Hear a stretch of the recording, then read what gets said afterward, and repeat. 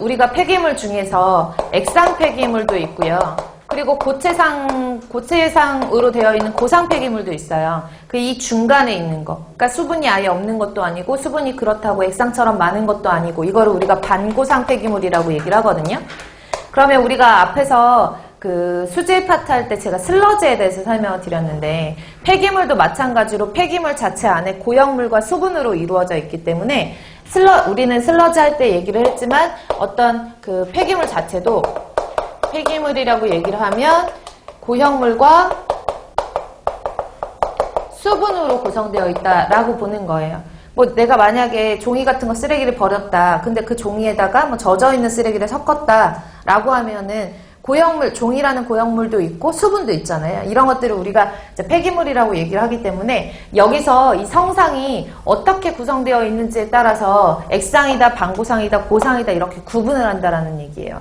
그래서 고형물의 양을 가지고 기준으로 하는데요.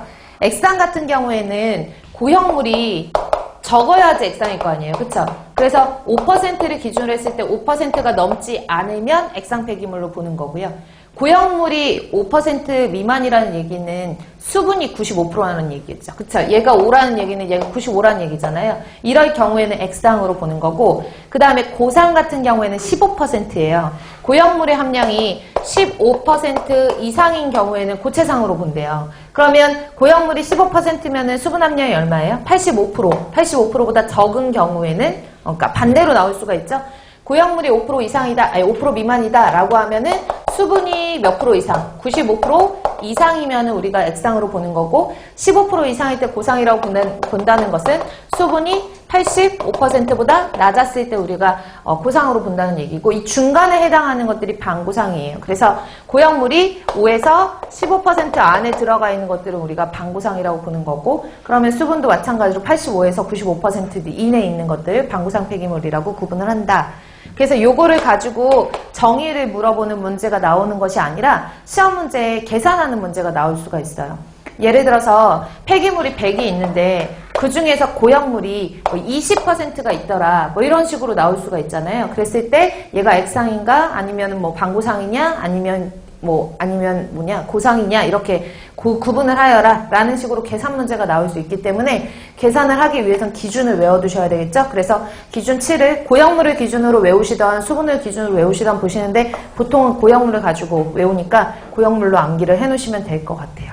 그래서 상태에 따른 분류는 액상 폐기물은 고형물 함량 몇 프로? 5% 미만인 것, 고상 폐기물은 15% 이상인 것, 이 사이에 있는 것들은 반고상 폐기물. 그래서 수분 함량으로도 알아두시고 하단에 보시면은 폐기물을 분류라고 해서 표가 나와 있는데 폐기물은 1차적으로 어디서 발생하는지에 따라서 생활 폐기물과 사업장 폐기물로 구분할 수가 있다. 맞죠?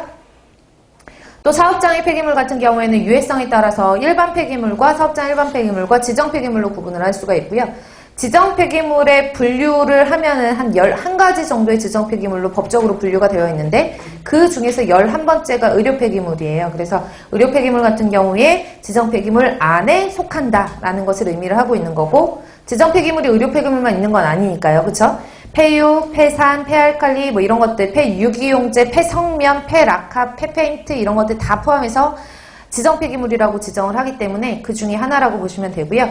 사업장 일반 폐기물 같은 경우에는 사업장에서도 나오는 생활계 폐기물과 배출시설계 폐기물로 구분을 하고 그리고 건설공사에서 나오는 건설 폐기물로 구분을